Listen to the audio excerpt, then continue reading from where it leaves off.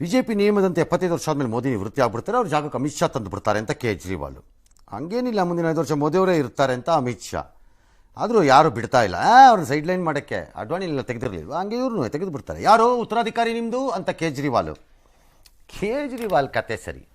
ಇವ್ರದ್ದು ಆಯ್ಕೆ ಆದಮೇಲೆ ಯಾರು ಅನ್ನೋ ಉತ್ತರಾಧಿಕಾರಿ. ಈಗ ನಾಳೆ ಎಲೆಕ್ಷನಲ್ಲಿ ನಿಮ್ಮ ಪ್ರೈಮ್ ಮಿನಿಸ್ಟರ್ ಯಾರಂದ್ರೂ ಒಬ್ಬನೂ ಹೇಳಕ್ಕೆ ರೆಡಿ ಇಲ್ಲ, ಒಬ್ಬರು ಹೇಳಕ್ಕೆ ರೆಡಿ ಇಲ್ಲ. ಆದ್ಮೇಲೆ ನೋಡ್ಕೊಳ್ಳೋಣ ಅಂತ ಅವರು 75 ಆದ್ಮೇಲೆ ನೋಡ್ಕೊತಾರೆ ಅವ್ರ ಪಾರ್ಟಿನಲ್ಲಿ. ನಿಮ್ಗೆ ಯಾಕಪ್ಪ ದರ್ದು? ಈಗ ನಿಮ್ಮಲ್ಲಿ ಯಾರಪ್ಪ ಪ್ರೈಮ್ ಮಿನಿಸ್ಟ್ರು ಅಂದರೆ ಏನು ಹೇಳ್ತೀರಿ? ಎಲ್ಲ ಆದ್ಮೇಲೆ ನೋಡೋಣ. ಅವರು 75 ಆದ್ಮೇಲೆ ನೋಡ್ಕೋತಾರೆ ಅಷ್ಟೇ, ಅವ್ರ ಇಷ್ಟ ಅಲ್ವಾ?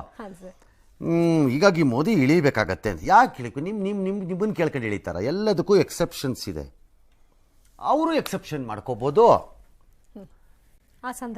ಒಂದು. ಎರಡನೇದು, ಯಾವನು ಹೇಳ್ದವನು ಅದೇನೋ ಕಾನ್ಸ್ಟಿಟ್ಯೂಷನಲ್ ಇದ್ರ ಥರ ರೂಲ್ ಥರ ಅದನ್ನು ಫಾಲೋ ಮಾಡಬೇಕು 75ನ ಅಂತ ಎಲ್ಲಿ ಫಾಲೋ ಆಗಿದೆ? BJPಲಿ ಎಲ್ಲಿ ಫಾಲೋ ಆಗಿದೆ?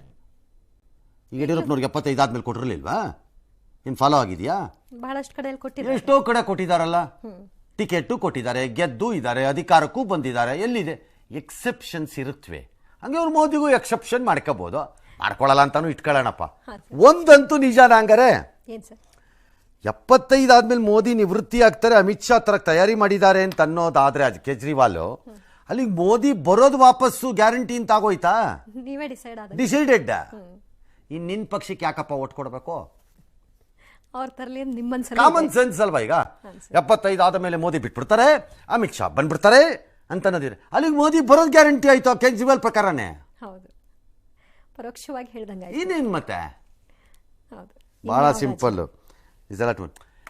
ಆ BJPನವರು ಅಷ್ಟೇ ಏನು ಹೇಳಿದ್ದನ್ನು ಫಾಲೋ ಮಾಡಿದ್ದಾರೆ ಅಂತಿಲ್ಲ.